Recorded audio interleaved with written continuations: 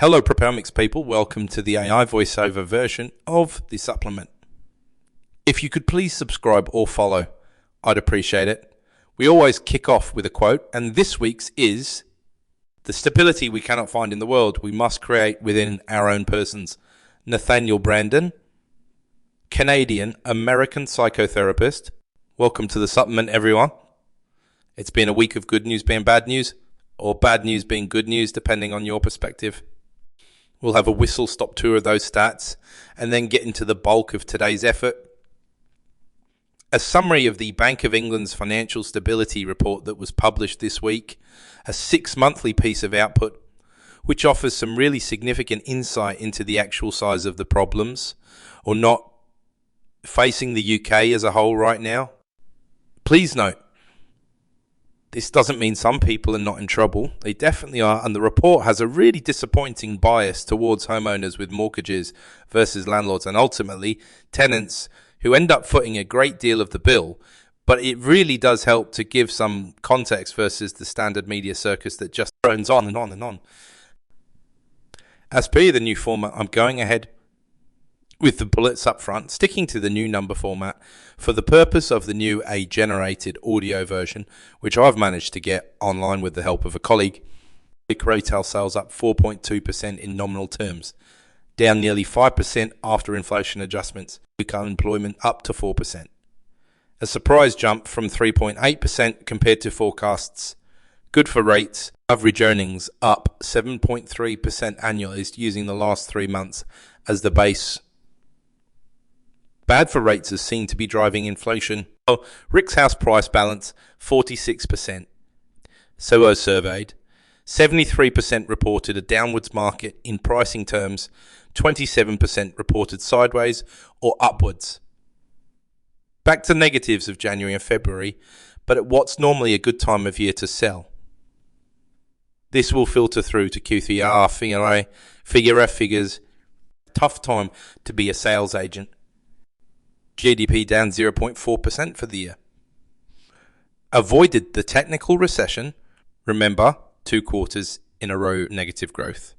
But the effect is similar, teetering on the brink of abject sideways movement. In the Bank of England's own words this week, the global economic outlook is highly uncertain and the risk environment is challenging. Pope also Catholic in shocking revelation. Homeowner mortgage payments aren't looking as if they will increase as much as you would be led to believe if you trusted the mainstream media for your economics news. UK banks still look solid and very resilient. Companies don't have as much debt maturing in the next 12-18 months as in previous cycles.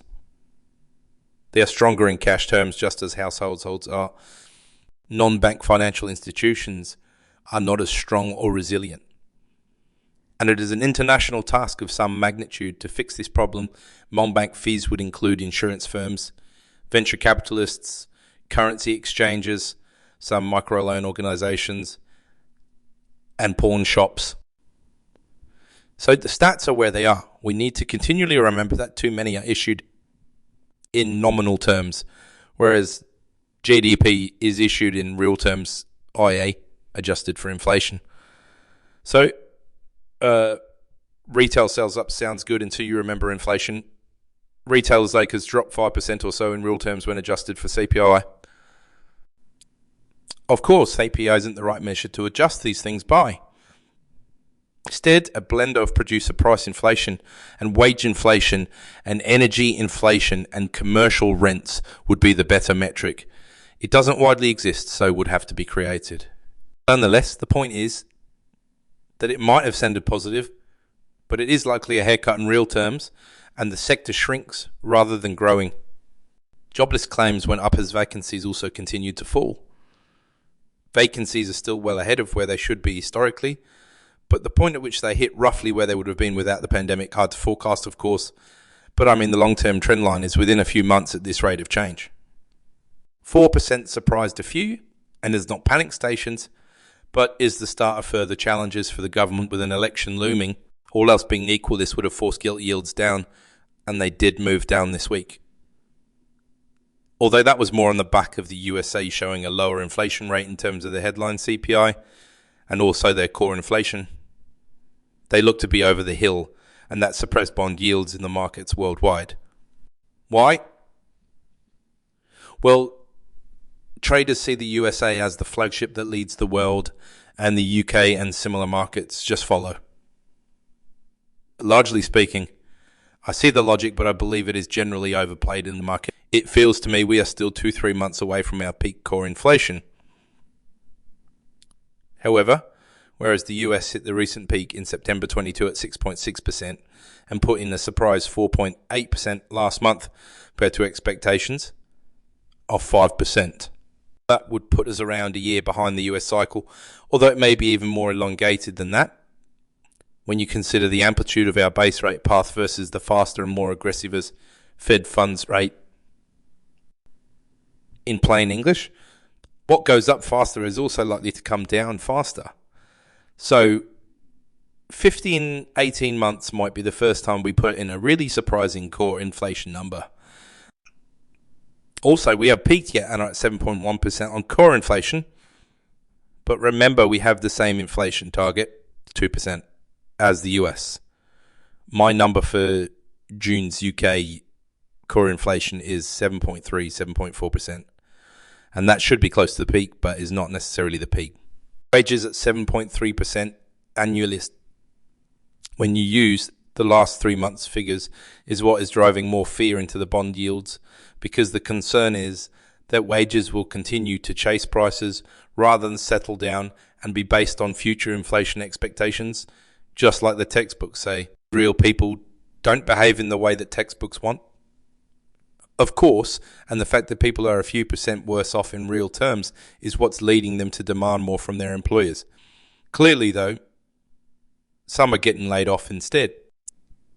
The house price balance is an interesting one. Much worse than expected, but inevitably driven by this latest shot upwards in the yields and therefore the cost of mortgage debt. The right sort of conclusion here looks like a very early lead-in to a summer market, and August particularly could be stone dead. Demand does back up though, and depending on where the yields are in September, likely still high. But rightly or wrongly, if the US data keeps going in the right direction and the Fed stay on pause with their rate hikes, which looks very possible, prices might well stabilise into the end of the year, although transaction numbers will continue to suffer as predicted at the start of this year. The rental market is almost completely the opposite. From the report itself, in the lettings market, a headline net balance of 40% of respondents saw an increase in tenant demand during June, part of the non-seasonally adjusted monthly lettings data set. At the same time, the net balance for landlord instructions sunk to 36%, the most negative reading for this metric since May 2020. With rising demand still being met with weakening supply, a net balance of 53% of contributors anticipate rental prices being driven higher over the near term. A fair translation. Even more surveyors thought that rents would move upwards than thought prices are going downwards. Tenant demand is clearly smashing through its highest highs, and look at the landlord instructions to agents too. Forget the figures in May 2020. Obviously significantly pandemic-induced. Demand is going up massively and supply going down. This tightness in simple economic terms, when demand is up and scale, means that prices go up. GDP. The preferred measure, rightly or wrongly, of economic growth is 0.4% down year on year. No recession, technically, because we've managed contraction, growth or flatness, then contraction, but still not the name of the game. Not a surprise. If anything, still a sign of how resilient the economy is because GDP is adjusted for inflation. However, if you chose to look at, say, GDP up or per capita as it is named, which is still imperfect, but perhaps better, you'd find a population up around 0.33% estimated, and so per head, a population with a lower output by around about 0.7%. Not too damning, but moving in the wrong direction, with limited prospects of any meaningful growth anytime soon. Why? the soft pill approach we insist on taking these days partially. The unwillingness and inability to take our medicine as we did in the early 1990s. This time around is harder. Because whose fault is it that the government pumped nearly £700 billion into the economy over COVID, and the result is, alongside other events, significant inflation, which economic agents should carry the can? Shrinking government spending is one way to reduce inflation, but that punishes the people for the government's incompetence, doesn't it? That leaves the macro roundup for the week, with few surprises, I'm sure. The balance remains teetering on the brink. The UK remains very fragile. And as I've said time and again, one chief issue is that the risk still remains to the upside. One more shock, invasion, war, epidemic, terrorist attack. The list sadly goes on. And that could trigger a significant economic slide. Without said black swan, we simply look like we will limp forward somewhere near a general election at some point in the next 18 months. So moving on to the Bank of England and their Financial Policy Committee's half-yearly financial stability report and the summary of the data within. There's some really interesting bits in this, and it is very handy to see the raw data presented in the way the bank looks at these situations. The economic outlook. The bank recognises that it is hard to predict the path of interest rates in the near future. This, without being alarmist, is giving them room to put base rate up above 6% or to wherever it takes if we get to a situation where they need to roll out those words once again. The BoE also recognises two specific challenges: businesses with lots of debt, welcome to property, and also global commercial property markets, rightly identified and significantly more sensitive to the price of debt, since there's much more likely to be a trade-off between investing in commercial property versus investing in other asset classes for institutions. A higher rate of risk-free return the government bond rate means that a higher premium is sought for risky assets. In the defence of commercial property, the exposure to an asset class where rents often rise with inflation, while inflation is still raging in the UK, even if it looks temporarily licked in the USA for now, is attractive, but still the risk premium argument is stronger. There's some great detail in the report around mortgage costs for homeowners. The bank's primary concern, although I would suggest this concern for homeowners above renters is a bit overblown in honesty. 28% of the population own a house with a mortgage at an average LTV of 42%. 37% of the population rent, with 54% of those being in the private sector where landlords will, more often, have not only a mortgage but a higher loan to value and will be on interest only, magnifying the effect of interest rate increases. However, let's follow the bank's train of thought through.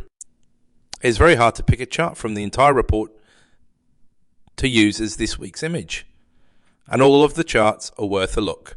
The whole report is here for those who would like to read it, or at least take a look at the pictorial analysis contained within.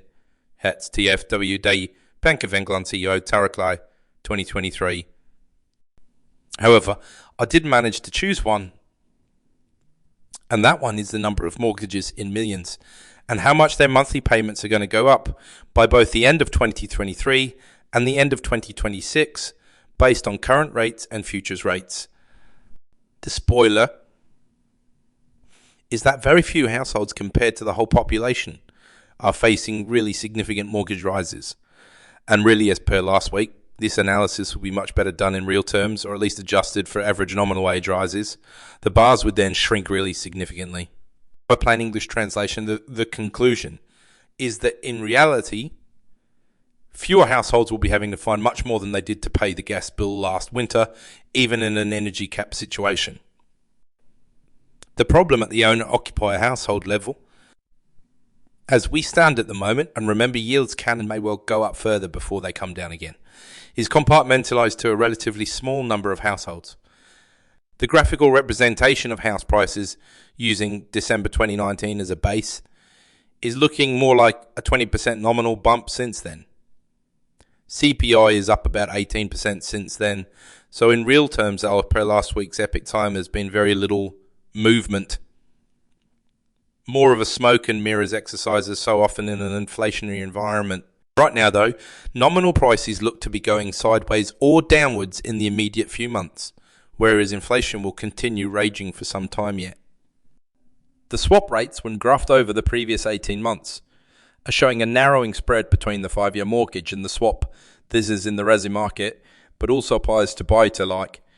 Have they known their business model is likely under significant pressure in the next 12 months. This is more a symptom of getting over the moron premium, as it was termed, in the wake of Liz Truss, and the spreads look more like business as usual for the past 18 months, in honesty.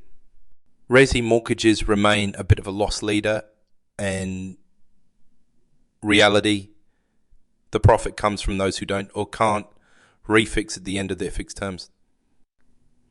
The next part I've replicated verbatim because this puts things into context very well. The majority of mortgages taken out over recent years have been at a fixed interest rate for a period of time, most commonly 2 or 5 years. So higher interest rates affect mortgage households in aggregate with a lag. Around half of mortgage accounts, around 4.5 million, are estimated to have seen increases in repayments since mortgage rates started to rise in late 2021, and higher rates are expected to affect the vast majority of the remainder by the end of 2026, and 4 million accounts. For the typical mortgagor rolling off a fixed rate deal over the second half of 2023, monthly interest payments would increase by around £220 if their mortgage rate rises by the 325 basis points implied by current quoted mortgage rates. Averages are dangerous. Just remember that. But listening to the news, if you do, or the radio, did you think that figure would be £200 in PCM for the average household? The next part is more technical. The bank has also looked at the household debt servicing ratio. However, I think there's a flaw in their analysis here, which I will get into. So currently 6.2% of household income post-tax is spent on mortgages. Sounds ridiculous, right? Well, it is, because that is an average number, including households without mortgages. So if we take the broad data that we know and assume they have excluded all households who are not owner-occupiers, which is surely the case, but not made evidently true in their report, and we adjust it across households bearing in mind the 28% number above and the 33% known number for households with no mortgage, then we would go from 6.2% to 13.5%. The number is expected to be 8% by mid-2026, which would adjust to 17.5%. Eminently affordable, bearing in mind this is post-tax and much cheaper as a percentage of income than renting.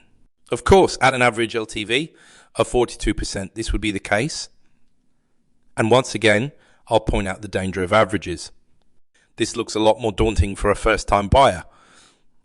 Although I'm buoyed to see the number of 10-year fixed-rate mortgages currently on offer, which are managing to stay under the 5.5% threshold that's been used for some time as the stress test.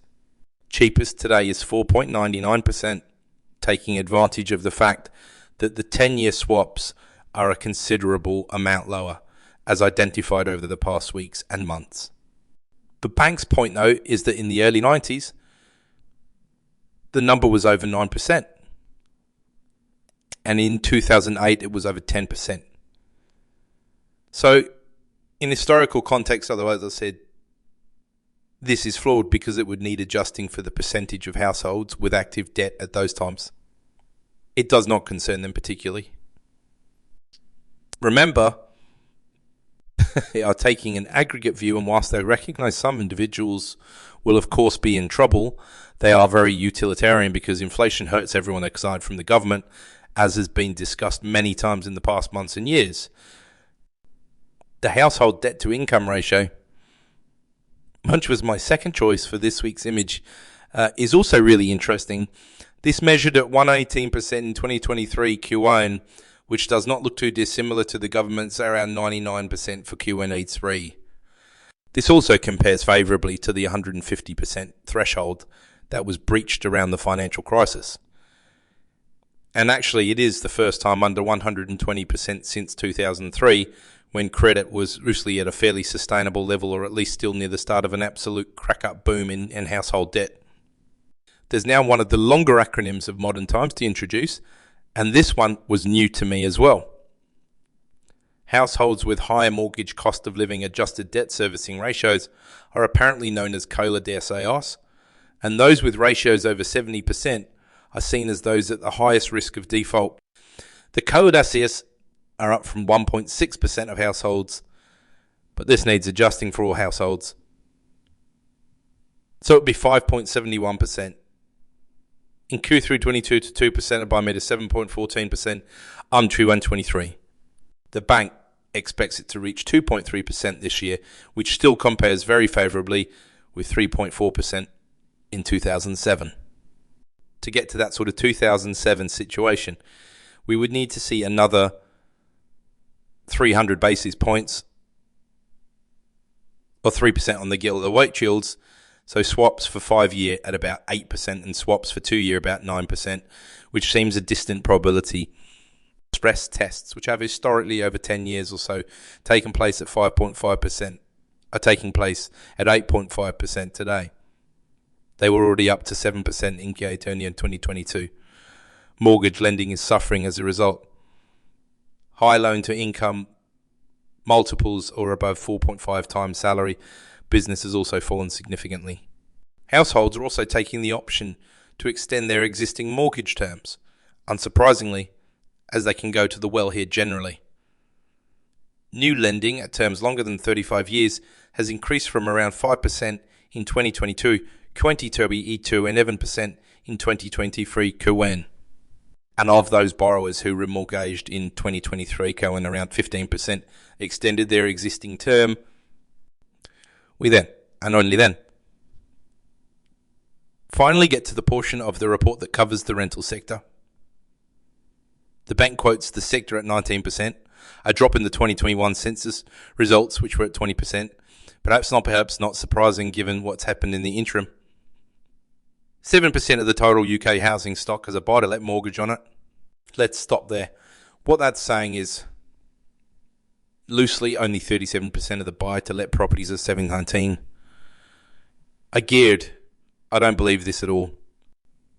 I think this is ignoring properties that have commercial loans, potentially even all limited company loans. I don't believe that a larger percentage of households have mortgages on their own home compared to landlords that have mortgages on buy-to-lets. Nevertheless, all sources in the report are not cited, so this is just my gut feel. The bank in the exec summary only goes on to mention that buy-to-let mortgagors are also experiencing increases in their mortgage interest payments, and other structural factors are also likely to put pressure on their incomes. Now, in fairness, you could say that the buy-to-let sector is well outside of the bank's remit in terms of day-to-day management. But they do set the rules and guidelines on affordability and stress testing, and have taken steps in the past that were proactive. Example, ensuring there is a stress rate for 2-year fixed mortgages, 5.5%, although 5-year can still be stress tested at the pay rate. And thank goodness they did the last time they had proper stewardship at the bank. However, you'd think they'd at least pass comment on the fact that our rental properties have a different capital stack makeup to owner-occupier properties, primarily because the vast majority that are funded by interest-only mortgages, and so it surely is very likely that the loan-to-values are higher in rental properties.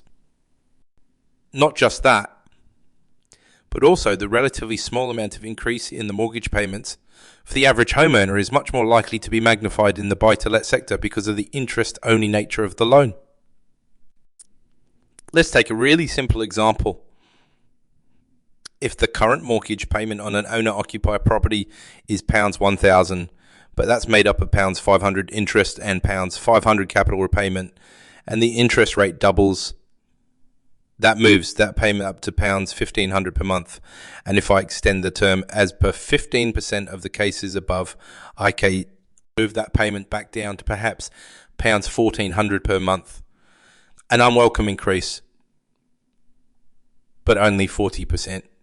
If instead that £1,000 is interest only and the interest payable doubles, then instead I am facing a £2,000 per month bill without being able to extend the term to do anything meaningful because I am not paying down the capital anyway. That is then instead a 100% increase, or 2.5 times the magnitude.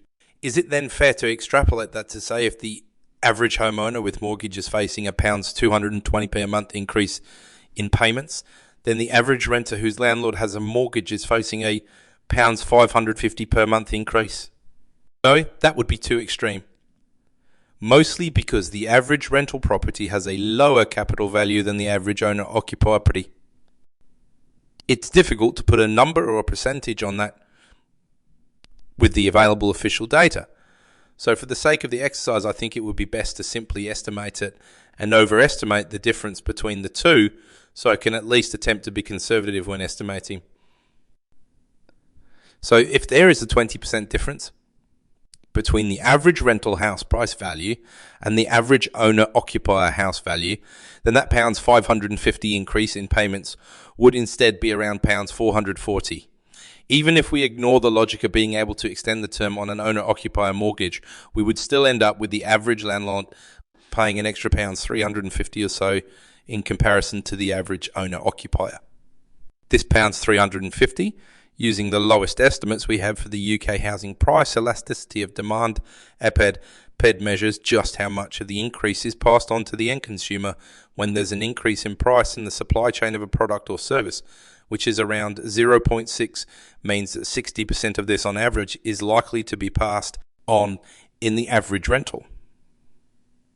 That's £210, even finding as many reasons as I can to bring that figure down, and so is effectively the same as the figure the owner-occupiers are facing. Oh, well, everyone is in the same boat then. Right. Wrong. The renters in absolute terms will earn considerably less than the owner-occupiers, and again, it will be hard to put a figure on that. Still, I think we could agree it is highly unlikely that it's the other way around, and thus the effect in percentage terms on tenant household disposable income is likely to be much larger. Also, once the owner-occupier household has fixed their mortgage for 5 or more years, going by rates at the moment, and what's being advertised, it is then fixed. There can be repayment holidays and other bits of help. In comparison, rent is rocketing and likely to do so for the next 12 months at least. So one rise is simply respite for 12 months and more pressure downstream, almost inevitable. The bank's conclusions instead are quite simple. Landlords might sell, which might put downward pressure onto house prices. Otherwise, they might seek to pass on higher costs to renters. It recognises that mortgages in arrears are up slightly, but still low by historical standards, although it will of course take more time for anything like the full impact of these rate rises to be known. Now, the report is 115 pages long, and I could go into a lot more detail. Instead, however, I'm going to move towards summarization to put some further color around some of the points I've been making recently around corporations and the similarity of their problems to property investors who work on 5-year debt cycles. In effect, the smaller and also the more highly leveraged you are, the more trouble you're in. As so often when things turn, the smallest and weakest get hit first and hardest. That goes for renters as much as it goes for companies. The recent increases in insolvencies are largely brushed aside. While corporate insolvency rates have risen above pre-COVID rates, they remain low relative to longer-term average levels. The large majority of the increase in insolvencies has been among very small firms that hold little debt, and a high proportion of the debt they do hold fixed at low rates and government guaranteed. More broadly, the corporate sector has been repaying debt and its near-term refinancing needs appear limited. The risks in the financial system are largely non-bank, particularly private equity, who have expanded massively under the cheap debt regimen, are more exposed to interest rate changes. There are also concerns over the hedged positions and effect on liquidity as and when parts of the system come under pressure. This was well evidenced in the long-dated gilts market back in September 2022 after the QA crash budget, because of leverage used by some pension funds against their long-dated bonds. Liquidity was a significant problem. There's no solution proposed to this problem though, just continued monitoring. It does sound though like the bank has solved a particular problem with BoE, liability-driven investment, and particularly BoE. First L is leveraged in that acronym based on the trust. The bank also notes market expectations are that base now averages 5.5% over the next 3 years. I think caps might be justified as that's not necessarily known to the wider market as yet. I haven't been overly impressed with the market, and I do now think they are a bit bearish, but I think they will be a million miles off. There's a minor point of egg on face, as the bank expect unemployment to remain under 4% until the end of 2024. On the same day the report was released, unemployment at 4% was announced. You have to chuckle, because anything else is pointless. When we get right into the body of the text, to be clear, there is a high-level summary, then a more detailed summary, then one more level below that, hence the 115 pages. The bank do list out in more detail how they see the landlord situation at the moment, and I've replicated that here. You'll find it surprising. I'm sure that some of this didn't make the executive summary. Landlords are currently subject to a combination of factors that are putting pressure on their profitability. Higher interest rates and structural changes, including adjustments to income and capital gains tax rules and proposed changes to building energy efficiency regulations and tenancy protection. The interest coverage ratio, which is a measure of rental income relative to interest payments, shows the extent to which a landlord's rental income covers their cost of borrowing. A landlord with high debt servicing costs relative to their rental income, either low ICAR, is more likely to experience repayment difficulties. As with owner-occupier mortgages, higher interest rates mean an increase in mortgage servicing costs when fixed-rate deals need to be refinanced, and most pillar mortgages are interest-only, which increases the relative impact of higher rates. The average increase in monthly repayments on BTL mortgages by the end of 2025 is projected to be around £275 if landlords were to entirely absorb higher mortgage costs without passing any of them on to renters. The share of BTL mortgages with ICRAs below 125% would increase significantly from around 3% at the end of 2022 to just over 40% by the end of 2025. So this shows my pounds 2 on 10 was too conservative according to bank figures.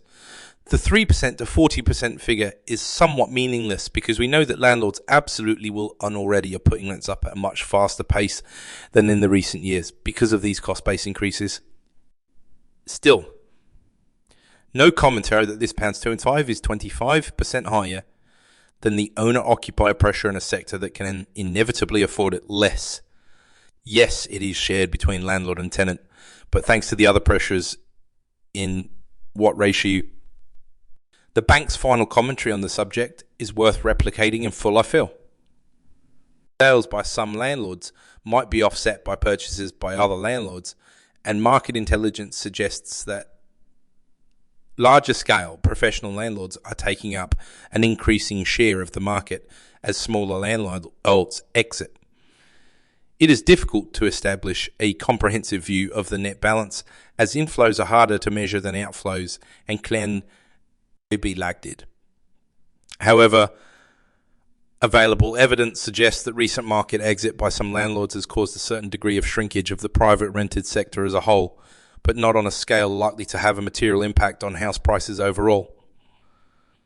A range of external estimates suggest that net sales of BTL properties in 2022 are unlikely to have exceeded around 100,000, representing up to around 8% of total house sales that year and less than 0.4% of the total UK housing stock. Many landlords are likely to seek to raise rents to offset their higher costs.